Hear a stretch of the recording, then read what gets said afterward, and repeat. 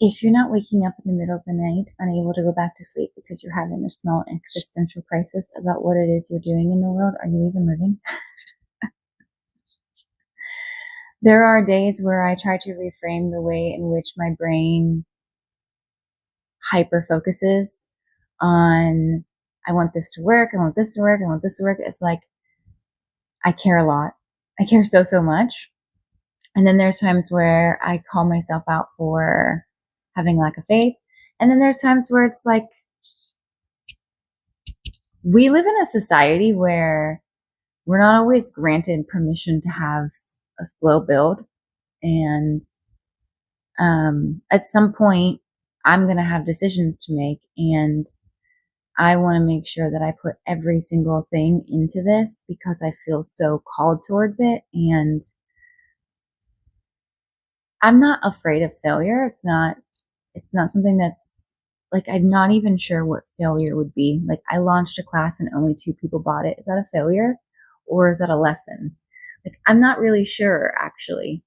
And should I tell the internet I made a class and only 2 people bought it? I'm not sure. Does that discredit me? I don't think so, because I still believe in everything I put in that class. And it's some of my greatest healing put into it. And it's the first of many because I already have my other class written. All I just got to do is memorize it and film it and edit it and put it out. And I do continue to plan to do this. But is it a failure because I didn't sell as many as I thought?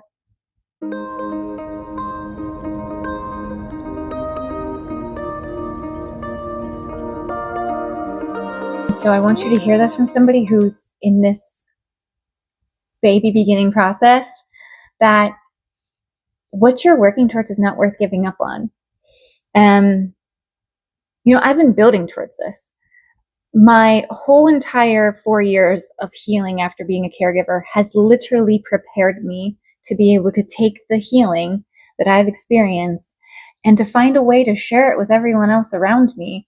And, one-on-one therapy is so much fun and it's such a great connection, but I also want to reach more people. And so that's why I've started to do a lot more classes and videos like this, because it's in my heart that I need to reach more people. And I just feel so deeply that the world could just use so much healing, and healed people heal people. And the more we are continuing to feed this kind of energy and to invest in our healing and build our hopefulness, the more that kind of ripple is going into the world, the better. We all just need that energy to be what is carrying us forward right now. And, I have the vision and I'm taking the steps, and I have to pivot a lot because I'll try one thing and it doesn't seem to work. And I have to step back sometimes, and I have to check myself. I have to check myself a lot because I am very confident in what I'm doing, but there are times when perhaps something comes at me from the outside where I have to then say, ooh, okay, you had a reaction. Let's recalibrate. What was that about? Let's process. And, at the end of the day, there's nothing that's going to stop me other than myself. The only thing that would stop me from pursuing this passion of being a messenger of hope would be me. I've done a lot of work around working with uncertainty while I was a caregiver, and I believe I've made progress. And then I get into these uncertain times, and it reminds me that it's a work in progress. One of my things I've been leaning into with this uncertainty narrative that I'm trying to tell myself is, show me how good it can get. Show me how good I can get, and show me how good I can get.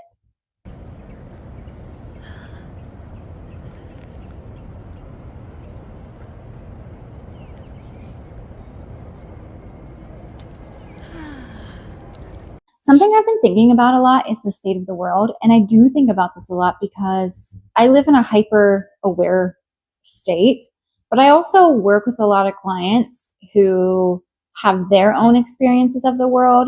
I try to stay informed in a way that's healthy for me. And, there is a lot going on. The world is full of stimulation and just all of the things. This kind of stuff really weighs heavily on me in making sure I pay attention to the message that I'm putting out. And I'm always trying to put out something that's mindful. And I'm not a spiritually bypass the hard stuff, but I'm also here to remind everyone that we have to actively seek out the good. We have to be the good, and we have to be putting the message out there.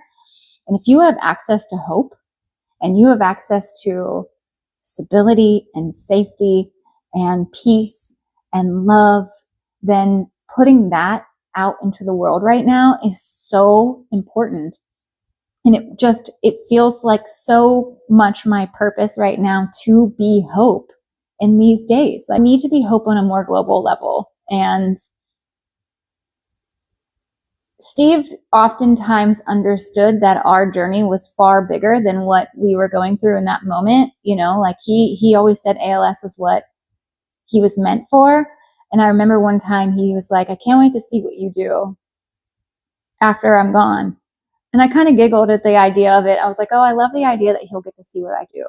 Because, you know, I would talk to him about all these dreams I have or the things I want to do. And it was always helping people. And I think I understand now more what he was saying is that the experience we went through gave me an empathy. It gave me a strength and a resiliency I didn't know I had.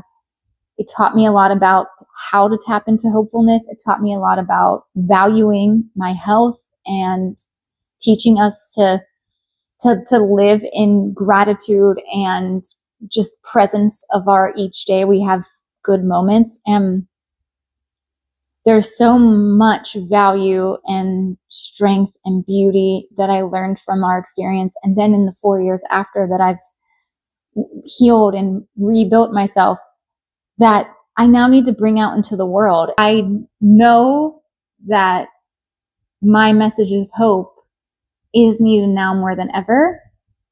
And I know that I need to reach as many people as possible and remind them that in these days that are just so chaotic and so full of so much divide, we have to find our joy. We have to find our peace. We have to remember hope exists. We have to tap into the good things. We have to make sure we're actually watching what good is happening in the world and we're not only hearing the negative. And it's just as important as making sure you're not denying the negative and not ignoring it and not putting your head in the sand.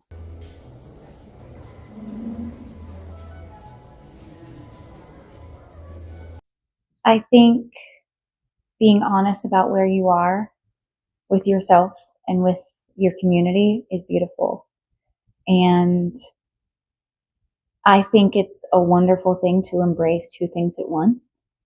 I am so confident in my message and confident in that I'm being called to do what I'm doing right now. Like, it has never felt more clear to me that this is what I'm supposed to be doing. But I'm also still facing the old narratives and the anxieties that I still have to work through. And I think it's beautiful because if you would have talked to me 4 years ago, I wouldn't have even tried anything I'm trying right now. I wouldn't be making YouTube videos, and I wouldn't be putting classes out there. In fact, 3 years ago, we played with the idea of making a YouTube channel for Hope Homestead, and we hired a team, my old documentary team, to come out for a day. We filmed a bunch of things. We had a song. There was so much of it that was planned out, and my anxiety of what it would turn into, if it was going to work, stopped it completely. And I don't have regrets about it because then later I pivoted into being back into a therapist, and I really do believe I was being guided and it just wasn't the right time. But I think about that progress and I just think it's amazing and I celebrate it. And I think, wow, I'm really putting myself out there now in a way where I would not have been able to do prior. And I share it because I want everyone to believe in their healing and the possibility of being able to get to a place like this. But then I also want to be very transparent and say, I'm also still working through some of the old stories. And I am so aware of the stories we tell ourselves and how it plays out into our realities and the way we show up in the world. It's something I work with my clients with extensively. It's involved in my class. It's something I have done so much work with. And it's something that I will continue to have to do work with. And I just want it to be said in an honest way that I am so proud of where I am, but I'm also still very much a work in progress. And I just think it's beautiful. I think it's beautiful that we get to show up authentically and say, hey, look at how far I've come. This goes to show you how much the work works. But guess what? I still have to do the work. I still have to stay in my daily practices. I still have to center myself. When I can't sleep, a lot of times I will get out of bed and meditate. I will stretch. I will move whatever feels stuck in my body. I will journal. I think it's a beautiful thing as a human to be able to be given this opportunity to learn and work through some limiting beliefs while in real time putting your work into the world. And there's a lot of people that wouldn't even talk about this because I feel like it would discredit them. I am the therapist I am the coach I am the person I am because of my experiences, because of my authenticity, and because of the way in which I work through life. And yes, I'm a very educated woman. And yes, I follow all the new trends and I take all the classes and I learn all the new ways in which you can heal. But my experience and my process has forever been my number one tool to use with people. And I've never been ashamed of the fact that I feel confident in my ability to help people heal while I'm also in my own journey. One of the things I've had to combat mentally is, do I have enough energy for this?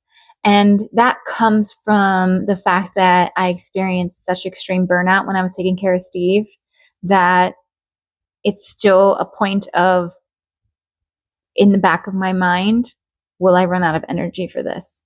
And because I cared so much about taking care of Steve and I ran out of energy and I burnt all the way out and I literally did not know how to keep going, and then crawled my way out of that, and then struggled every day for the rest of my time taking care of him, but showed up better and better each day because I was just putting so much effort into showing up better. When he passed, that whole first year before I went back to work, I was just literally in recovery mode. I was so burnt. So there is this thought that sometimes lingers in the back of my mind that I am forever working on, because I don't want that thought to be ever the story I tell, because the stories we tell are so important when we're building our dreams. I'm going to tell the story of, I have the energy to take this as big as it wants to go. And so when that voice comes into my mind of, what if I run out of energy? It's like, girl, you now know how to heal. Girl, you know how to give yourself energy. Also, girl, you're very blessed with people who also pour into you as you pour into them. And that's also giving you energy. You have the energy. So as I'm building, I have to pay attention to the stories that come up. There's intrusive thoughts about my worth and if I'm overinflating my self-importance. And then there's the reality of understanding my importance and understanding that my story is important, my healing is important, my sharing is important. And you have to hold space for both and figure out how to navigate the intrusive thoughts and run through the old stories and see where their roots are and heal those pieces and move them out of your body and learn to lean into the I am worthy stories. We love our city in the forest.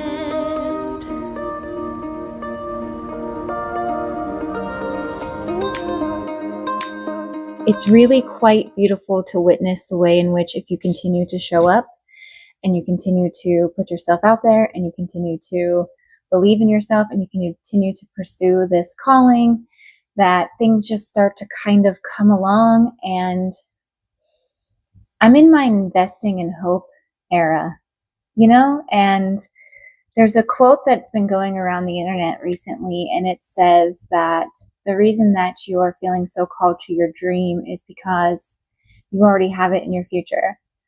And I really just love that idea that we're not chasing our dreams. We are going after them because we know they're ours. It's a calling. We're answering a calling. No, it takes you showing up, and it takes action, and it takes the process, and it takes you continuing in the process, and it takes this self-assuredness that this is what I'm supposed to be doing, because success and finding your path isn't just abracadabra. There's a lot of things that happened in the process that you have to push through. And there's a lot of ways in which, how bad do you really want this? Right? How much are you going to trust in yourself that you don't need it to be a success tomorrow?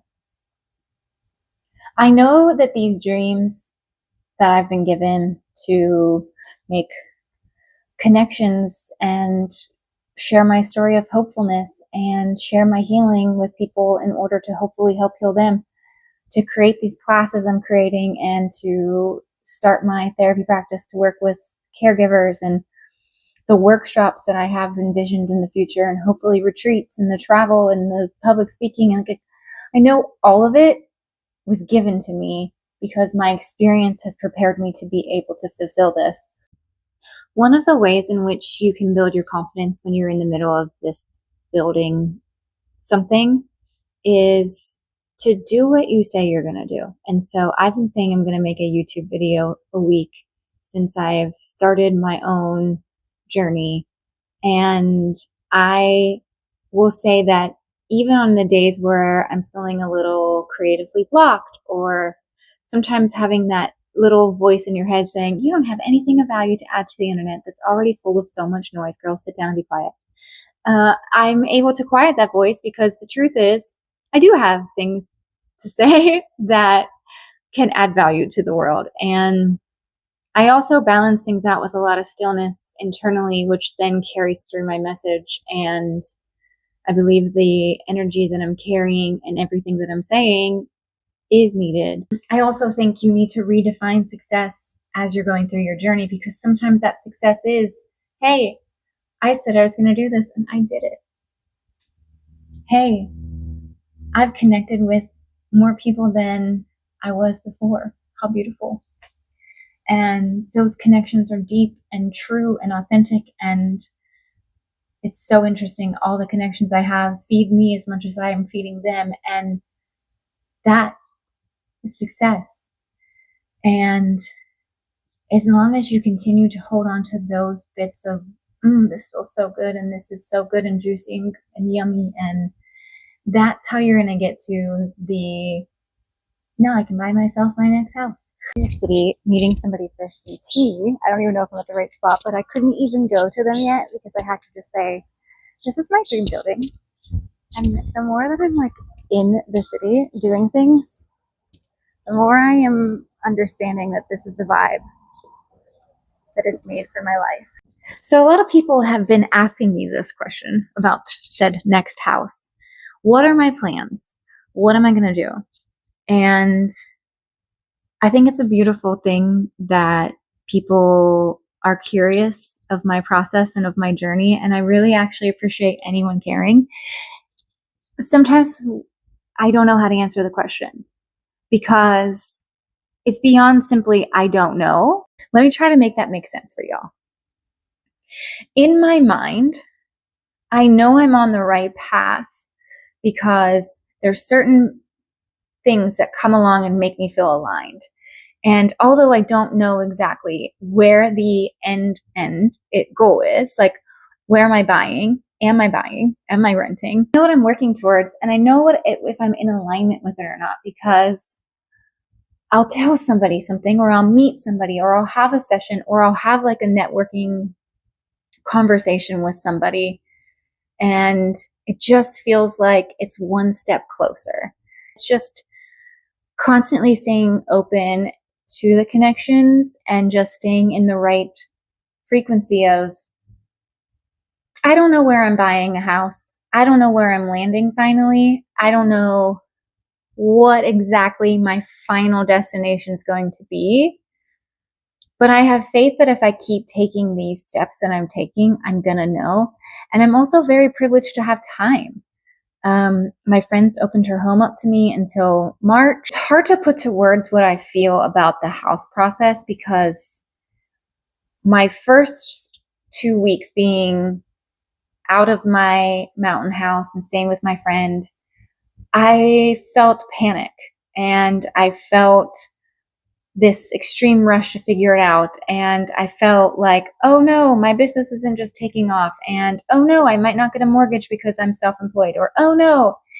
And then I've sort of along the way been finding solutions to things and finding different avenues to keep pursuing things. And I think what ultimately this is going to be teaching me is that I'm going to land where I'm supposed to land. And I'm just trusting that. And what a privileged position I'm in to have this space to build this dream. I don't take it lightly, and I'm putting everything inside of it. And I just feel as if that awareness of the privilege is a blessing, when I used to actually find it a bit disheartening, because I could never understand why I was the one that get to live this privileged life. And now I understand that if I'm going to be given the privileges such as freedom and space and support and stability, then I need to do everything within my power to create this vision that's been put on my heart, because it was given to me. And this privilege that I'm living in is the universe's way of saying, hey, we need you. We're supporting you in this dream because we need you right now. We need your hope. We need your voice. We need your message. We need the way in which the healing transmuted you to be put out into the world. And I feel that at a deep level. And that's why when I start to get into doubt about this not growing super big, super fast, I have to remind myself that this is bigger than that. And each person I'm impacting is impacting their world in a different way. And that ripple is going to grow, and that's a beautiful thing. And I'm so thankful to have been entrusted with this message and this purpose, and I'm showing up for it so fully because of how much I believe in that. And I thank y'all for supporting me.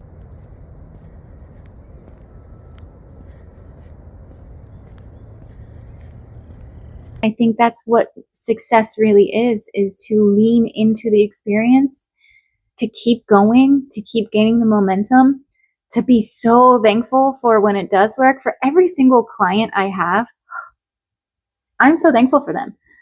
Whether coaching, therapy clients, they fuel me so much. I'm so thankful every time I see a text message or a request for an appointment. I'm like,